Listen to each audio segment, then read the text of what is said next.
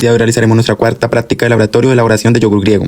Para la elaboración de yogur griego lo primero que debemos hacer es pesar la cantidad necesaria de leche fluida, el 0%. En este caso utilizamos 3000 mililitros o 3 litros. Leche en polvo que es el 2% y el cultivo láctico que es el 3% según el volumen total a elaborar.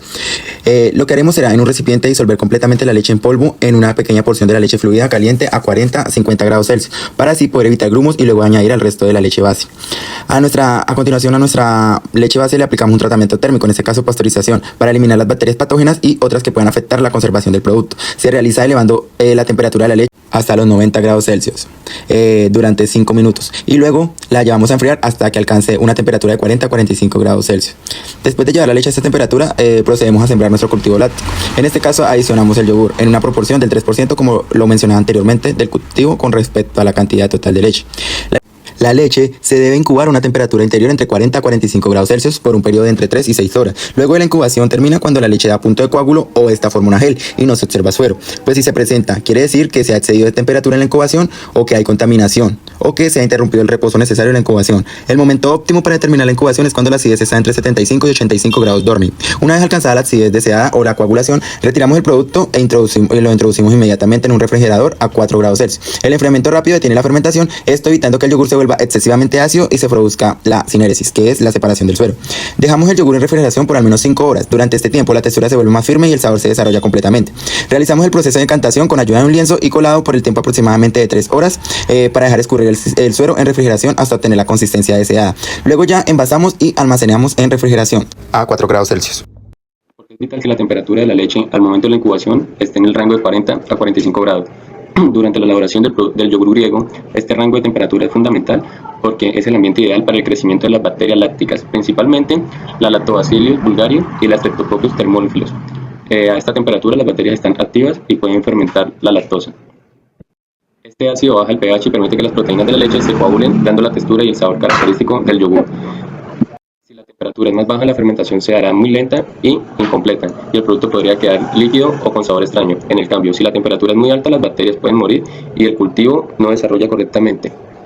Por eso es bueno tener la temperatura de la leche en 40 a 45 grados, garantizando la fermentación uniforme y la buena calidad sensorial. La sinéresis en la elaboración del yogur griego. Pues la sinéresis es el fenómeno en el que el yogur libera suero o líquido amarillento en la superficie después de haberse formado el coágulo. Esto sucede cuando la estructura del gel de proteína se contrae y se expulsa el agua atrapada.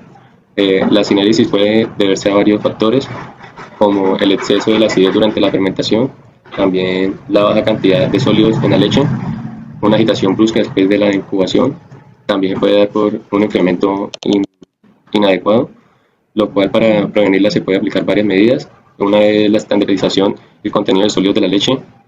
También se puede evitar mover el yogur mientras se coagula, controlar cuidadosamente el tiempo y la temperatura de fermentación, y de esta forma se obtiene un yogur griego con textura firme, homogénea y sin separación de suero. Bueno, características organolépticas del yogur griego. Presenta un color blanco uniforme, un aroma lácteo suave y fresco, un sabor ligeramente ácido y una textura espesa y cremosa como lo podemos apreciar. Su consistencia firme y su aspecto compacto sin presencia de suero, mire, lo pueden ver, lo distingue del yogur tradicional. La decantación, que consiste en la separación del suero, puede afectar notablemente sus cualidades organolépticas. Cuando ocurre de forma excesiva, el producto pierde esta cremosidad que lo caracteriza. Esto se vuelve más seco y puede presentar una acidez más marcada, además de un producto visual menos atractivo como lo podemos apreciar acá con el yogur que realizamos. No obstante, pues una decantación controlada como lo hicimos durante la elaboración es fundamental para lograr la textura densa y concentrada que adquirimos nosotros. ¿Qué lo caracteriza al yogur griego?